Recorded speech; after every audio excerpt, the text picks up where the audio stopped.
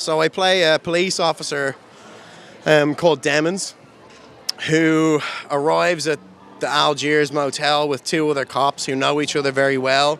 I think that they're potentially a little more reconciled in their views about ethnic minorities and about other races. And for my character, Demons, he's probably a little bit more on the fence. And that's the real danger.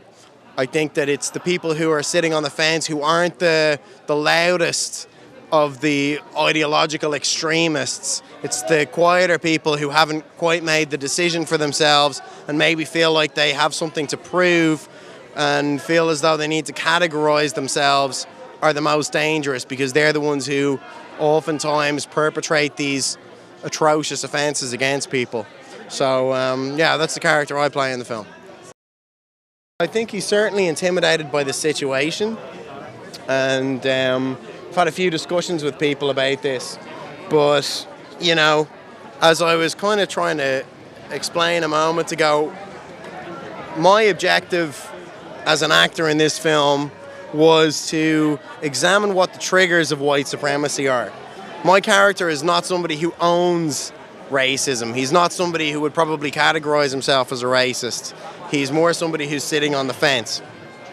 And I think that when initially, one of the first triggers is that he has this moment of rejection from a white woman, a woman who's the same race as he is, and needs to offset that blame somewhere else.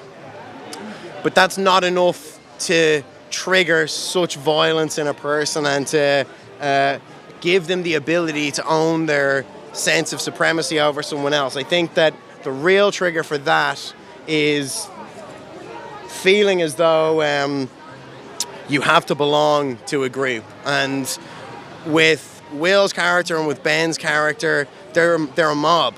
They're part of a mob. It's a mob mentality, and it's like, one of us is doing this, we're all doing this. And males in particular are always stimulated by that feeling and always respond to that challenge. And I think Demons is no different. And that's the journey that we see his character go through in this film, is that he becomes this thing, and he is an atrocious person through his willingness to become part of a group. Catherine Bigelow is a unique and important voice in cinema. Can you talk about what for you makes her such a very special director and your experiences working with her on this film? Yeah, I think she's a very conscientious person. She's incredibly intellectual, and she's very concise about the statements that she wants to make as a director. That's something that we can see in spades in after Hurt Locker and in Zero Dark 30. And with this film, it was clearly something that was closer to home for her. You know, this is an issue that she's looking at that is, you know, systemic within her own country, and it's not necessarily a broader, more global issue. This is something at the heart of American society, and it's been there since the foundation of the United States.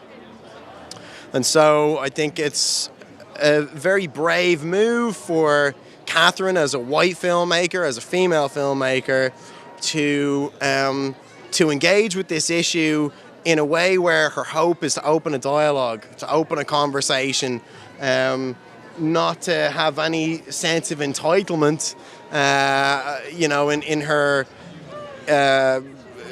examination of the issue, but to basically say, look, we need to begin a conversation somewhere. And I think I have as much of a right as anyone else to begin that conversation. And I think that's a really good thing.